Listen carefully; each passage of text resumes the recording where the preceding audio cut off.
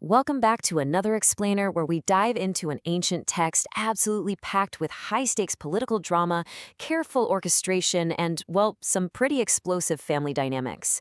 Today, we're unpacking a legendary narrative from the Mahabharata, the daring abduction of Subhadra.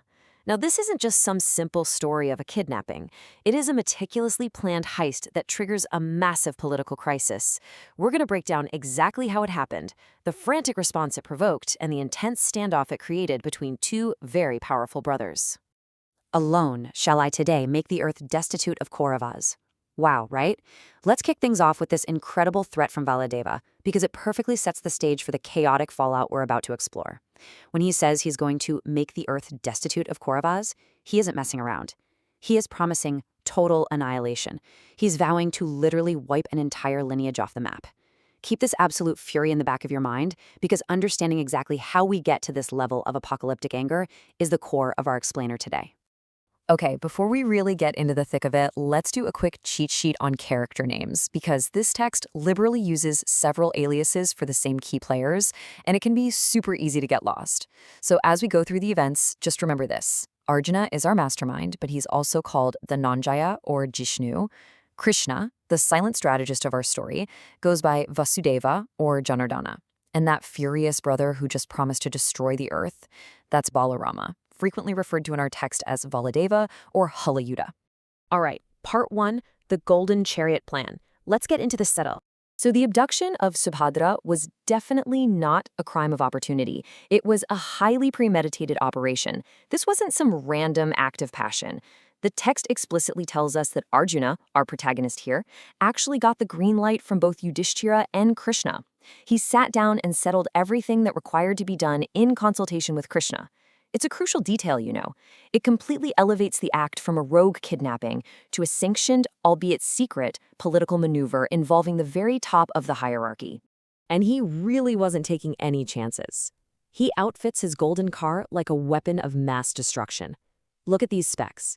Rows of bells, stocked with literally every kind of weapon.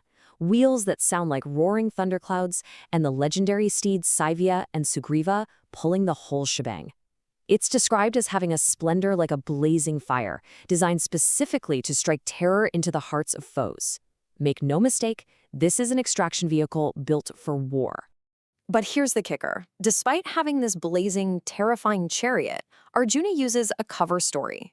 Fully armored in mail, carrying a sword, and wearing leather gloves, he sets out disguised for what looks like a typical hunting expedition. He was physically and tactically prepared for an aggressive extraction, hiding his true intentions right there in plain sight. Which brings us to part 2, the daring abduction.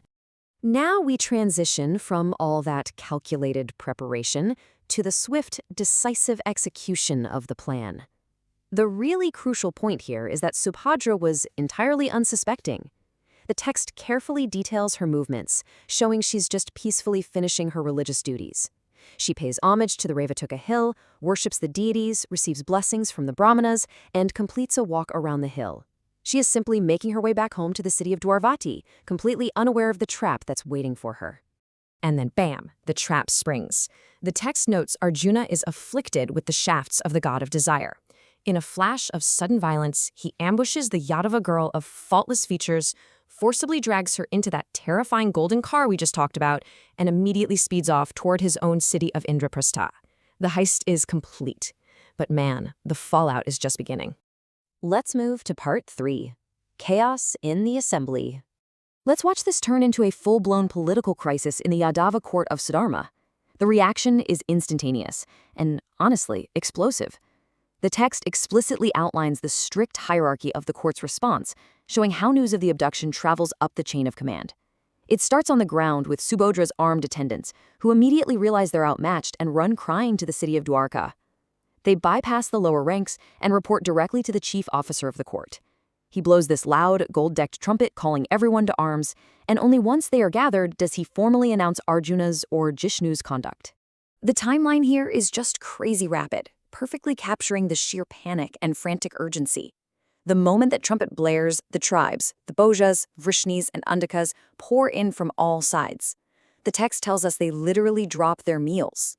Those eating left their food, those drinking left their drink. Within 10 minutes, the area is engulfed in a deafening uproar as chariots, costly bows, and strong coats of mail are hastily brought in for war. And the setting for all this chaos? It is magnificent. The assembly of Sudharma is filled with 1,000 thrones of gold, covered with excellent carpets and decorated with gems and corals. The imagery used here is incredibly vivid. The text compares the furious warriors taking their seats on these gem-covered golden thrones to blazing fires being fed with faggots or bundles of wood. They are literally burning with rage, fueling each other's anger. These guys are intoxicated and completely unable to brook what Arjuna had done, so the court just devolves into chaos. Their eyes are actually described as being red with wine.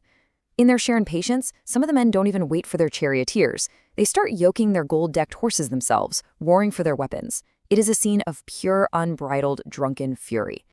Leading us to part 4, the brothers' wrath. This is the climax of the fallout, the incredibly tense standoff between the furious brother, Valadeva, and the mysteriously silent mastermind, Krishna. Standing up right in the middle of this absolute chaos is Valadeva. Look at how he is described, a towering, striking figure compared to the Kailasa mountain itself. He's decked out in wildflowers and blue robes, heavily intoxicated, and he is absolutely livid. As the brother of the abducted Subhadra, he takes this insult very personally, and his presence commands the entire room. He scolds the shouting crowd with this brilliant observation. "Ye senseless men, what are you doing when Janardana sitteth silent? Without knowing what is in his mind, vainly do we roar in wrath." He's pointing out the stark contrast between their drunken roaring and Krishna's, Janardana's, calculated silence. Valadeva realizes that all their shouting is pointless if they don't know what the high-souled Krishna proposes to do. It's a moment of incredible tension that really reveals the true power dynamics in the room. And the pacing totally shifts right here.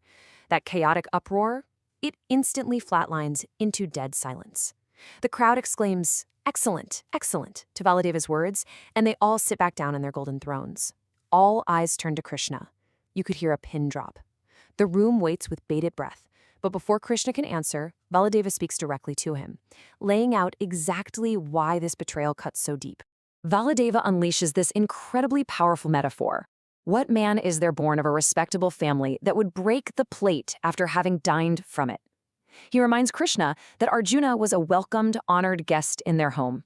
To take Subhadra by force is akin to breaking the plate after having dined from it. It's a massive violation of hospitality and trust.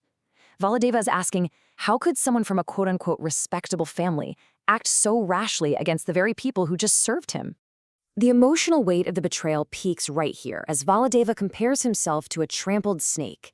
He declares that Arjuna's actions are a direct, fatal insult to his pride, stating Arjuna has placed his foot on the crown of my head. It's an unforgivable transgression. A trodden snake doesn't just slither away, right? It strikes back with lethal force. Valadeva is demanding revenge. And that is exactly where the text leaves us for now, with the assembly deeply roaring their approval of Valadeva, sounding like kettle drums and thunderclouds. It leaves us with the ultimate political cliffhanger. How will Krishna manipulate this explosive crisis of his own quiet making? Will he support the furious brother demanding blood, or the friend he secretly helped set up for this very heist? It's a masterful piece of tension that really forces us to question where true loyalty lies when family, politics, and desire collide. Thanks for joining me on this explainer, and as always, keep questioning what you read between the lines.